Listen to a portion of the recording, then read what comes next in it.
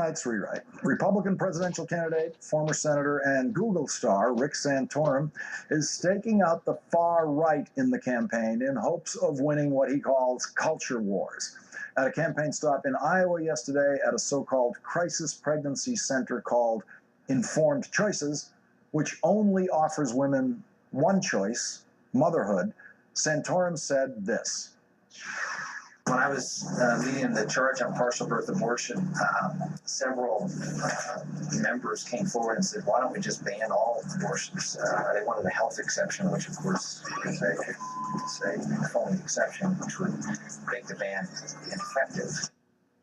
There is no health exception in the federal ban on this type of late-term abortion. It was signed into law in 2003 after contentious debate and after President Clinton refused to sign such a ban because it did not contain a health exception.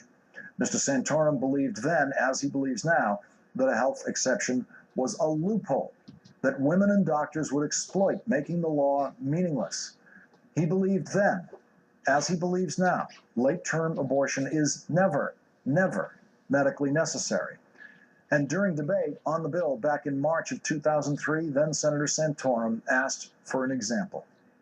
I wanted a fact circumstance to be provided as to where this would be the best, this would be appropriate, this would be medically indicated. Senator Dianne Feinstein gave him one. She read a letter from the chief of obstetrics, gynecology, and reproductive sciences at the University of California, San Francisco Medical Center, describing the case of a 38-year-old woman with 3 previous cesarean deliveries whose pregnancy at 22 weeks was putting her at risk of massive hemorrhage and hysterectomy. The procedure Mr. Santorum calls never medically necessary kept the woman from bleeding and allowed her to avoid hysterectomy surgery. That story didn't sway Mr. Santorum, and nothing ever will. But Mr. Santorum does seem enthusiastically in favor of patient choice for every other medical procedure in existence. On this day, D-Day, June 6th, in 1944, almost 60,000 average Americans had the courage to go out and charge those beaches on Normandy, to drop out of airplanes, who knows where, and take on the battle for freedom.